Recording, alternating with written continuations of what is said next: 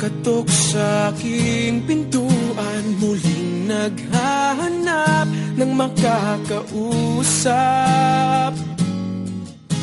At ito naman ako, nakikinig sa mga kwento mong paulit-ulit lang, nagtitiis kahit nasasaktan.